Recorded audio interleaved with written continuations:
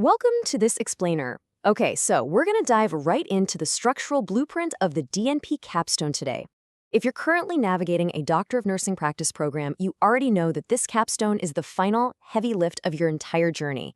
It's the culminating scholarly product, and it's specifically designed to translate clinical evidence into real-world practice change. So today, we're going to look at the exact architecture of this project based on some really comprehensive support literature.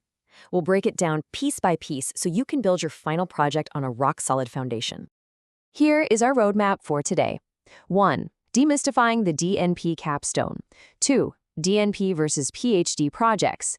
3. The 8 core components. 4. Project types and specialties. And finally, 5. Pathways and expert support. All right, Section 1. Demystifying the DNP Capstone, laying the foundation. So, the core mission here?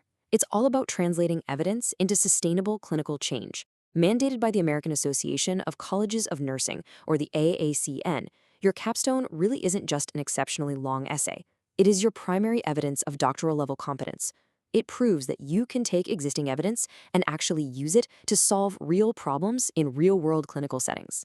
And you weren't just graded on formatting here. Your project is rigorously evaluated against the AACN 2021 Essentials Competency domains. Committees are specifically looking at Domain 4 for scholarship, Domain 5 for quality and safety, and Domain 7 for systems-based practice. Ultimately, it's all about ensuring that your project creates a genuine, systemic clinical impact. Moving on to Section 2. DNP versus PhD projects, the critical distinction.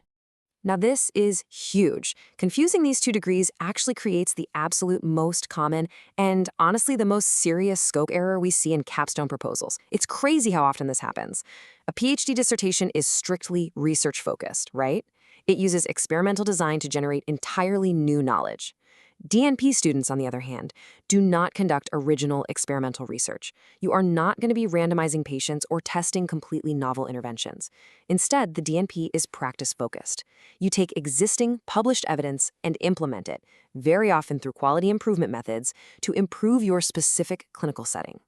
Because you're focusing on quality improvement, rather than, say, human subjects research, your final output is going to look a lot different than a traditional 5-chapter dissertation.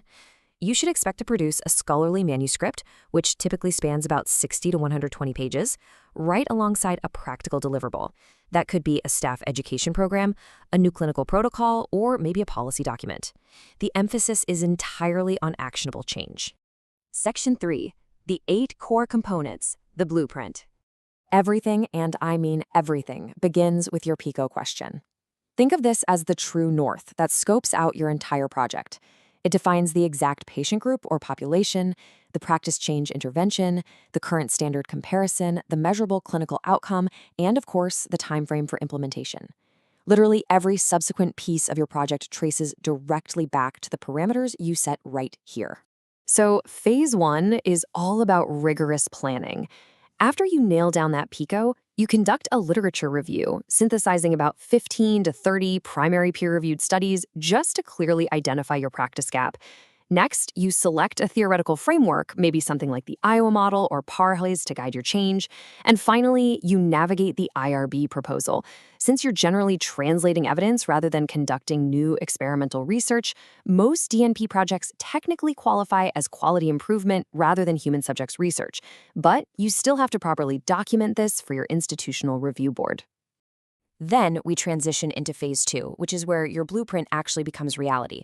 This starts with an implementation plan, often utilizing 8 to 16-week Gantt charts to map out exactly how the change is going to be introduced. Then comes data collection, using validated measurement instruments or EHR data, followed by data analysis. That's where you might use paired t-tests or statistical process control charts to measure your actual impact. It all culminates in your final manuscript, rigorously formatted in APA's 7th edition, detailing your findings and the implications for practice. All right, Section 4, Project Types and Specialties, the customizations. Depending on your specific institutional context, your project is likely going to fall into one of 6 distinct types. Quality improvement is definitely the most common, often using PDSI cycles and relying heavily on existing EHR data, rather than whole new data collection. But you might also do an evidence-based practice implementation using the Iowa model, or maybe a program evaluation using a logic model.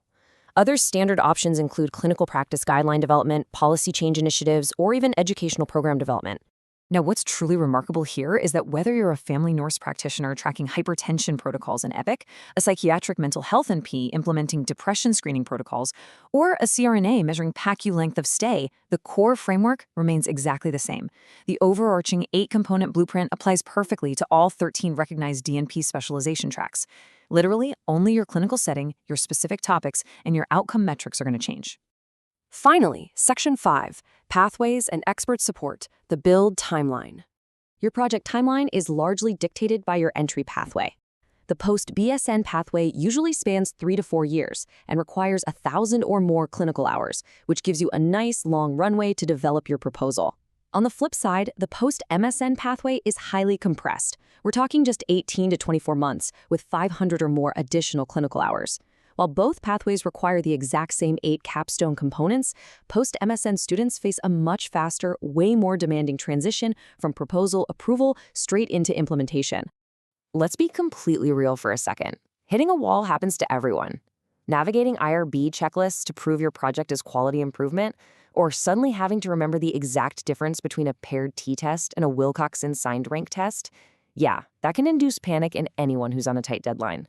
But the good news here is that you don't have to struggle in isolation. Professional support services actually exist to help students at literally any stage of this blueprint.